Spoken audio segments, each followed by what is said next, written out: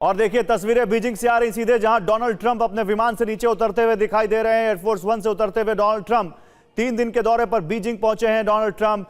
और ये उनका बहुत अहम दौरा, वो भी तब जब ईरान युद्ध चल रहा हो। अमेरिका एक बड़ी वॉर में फंसा हुआ है, जहां से वो सेफ एग्जिट ढूंढ रहा है।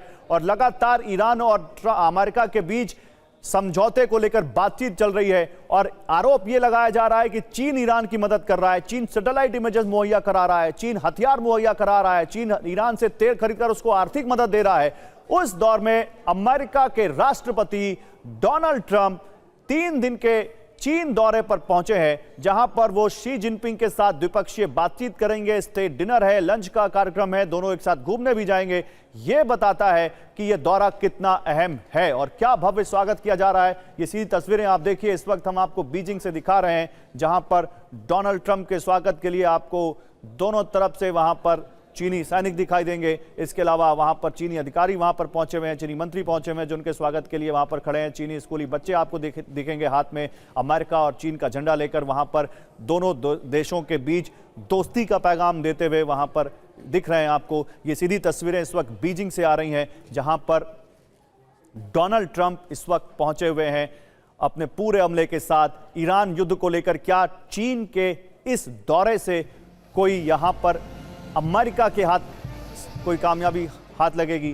क्या अमेरिका चीन के जरिए ईरान पर दबाव बना पाएगा? क्या ताइवान को लेकर कोई नई बात सामने आएगी? क्या टैरिफ को लेकर, ट्रेड वॉर को लेकर कोई बात सामने आएगी? क्या यहां रेयर अर्थ मिनरल और चिप वॉर को लेकर कोई बात सामने आएगी?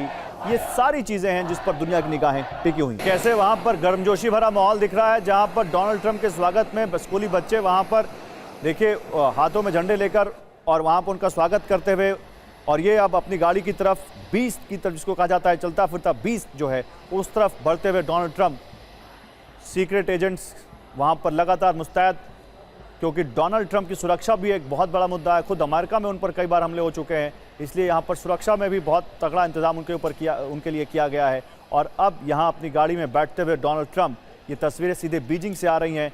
चीन में ट्रंप का कार्यक्रम भी हम आपको लगातार नीचे टिकर पर दिखा रहे हैं, वो भी देखिए कि क्या कार्यक्रम रखा गया। एक बड़ा कार्यक्रम है, बड़ी बातचीत यहाँ पर होनी है। और ये डोनाल्ड ट्रंप जब वहाँ पर पहुँचे हैं, तो अब देखना यह है कि ये एक अच्छे नोट पे दौरा खत्म होता है या फिर डोनाल्ड ट्रंप जिन उम्मीदों के साथ गए हैं वो पूरी नहीं होती हैं। अब ये जो मुलाकातें होनी है, 2017 में चीन का दौरा करने वाले ट्रंप ही थे और फिर से अब वो ही आए। बीच में बाइडेन आए, लेकिन वो यहाँ पर चीन कभी नहीं आए। ये एक मजबूत और अधिक मुखर होकर चीन में लौट रहे हैं। और अब देखना यह है कि क्या वो जो चाहते हैं वो वहाँ पर उनकी उम्मीदें पूरी होंगी। ट्रंप के साथ चीन की यात्रा पर अमेरिका के कुछ शीर्ष कारोबारी नेता भी आए हुए हैं, जिसमें दुनिया की जो जानी मानी चिप बनाने वाली कंपनी है एनवीडिया, जो एआई के जीपीयूज के लिए बहुत अहम है, उसके जेनसेंग हुआन है, एप्पल के टिम कुक हैं, टेस्ला और स्पेसएक्स के एलन मस्क और ब्लैक रॉक के लैरी फिंग भी वहां पर पहुंचे हुए हैं। और ट्रंप ने यहां पर आने से पहले ट्रुथ सोशल पर एक बड़ा पोस्ट भी लिखा। ट्रंप ने कहा कि मैं असाधारण प्रतिभा के धनी राष्ट्रपति शी जिनपिंग से चीन को ओपन करने का अनुरोध करूंगा, ताकि ये प्रतिभाशाली लोग अपना जादू चला सकें और पीपल्स रिपब्लिक को और भी उच्च स्तर पर ले जाने में मदद कर सकें। आपको मालूम होगा कि अमेरिकी कंपनियां चीन में काम नहीं कर सकती हैं। गूगल फिर या टेस्ला या दूसरी जो कंपनियां हैं वो चीन में काम नहीं कर पाती। चीन ने अपना ही सर्च इंजन बना रखा है, चीन के अपने ही सोशल मीडिया कंपनी है, चीन के अपनी कार कंपनियां हैं। तो यहाँ पर अब ट्रंप ये उम्मीद के साथ आए हैं कि चीन अपने को ओपन करेगा, अमेरिकी कंपनियों के लिए अपने दरवाजे खोलेगा। और ये भी एक बड़ा मुद्दा होगा ट्रंप के इस दौरे के दौरान। ट्रंप ने एक और यहां पर बात कही। उन्होंने कहा है कि चीनी नेता से मुलाकात के दौरान उनकी यह सबसे पहली गुजारिश होगी कि वो अपने दरवाजे अमेरिका के लिए खोले। लेकिन ट्रंप ने एक बहुत अहम बात कही है। जब वो चीन के लिए निकल रहे थे, उससे पहले रिपोर्टर्स ने उनसे पूछा कि क्या ईरान के मुद्दे पर भी बात होगी, तो ट्रंप ने वॉशिंगटन में कहा कि हम बातचीत लंबी करेंगे, लेकिन मुझे नहीं लगता कि हमें किसी की मदद की जरूरत है। उन्होंने कहा कि हमने ईरान की एयरफोर्स और नेवी को तबाह कर दिया है। इससे पहले उन्होंने एक पोस्ट में लिखा था बाय बाय स्पीड बोट्स, तो वो भी उसका भी रेफरेंस देते हुए कि हम ईरान के लिए खुद काफ़ी हैं और हमें किसी की मदद की ज़रूरत नहीं है। लेकिन ये पत्रकारों से कही गई बात है, क्या टेबल पर भी ये बात नहीं होगी? क्या ईरान को लेकर कोई बात नहीं होगी? ये भी देखना होगा।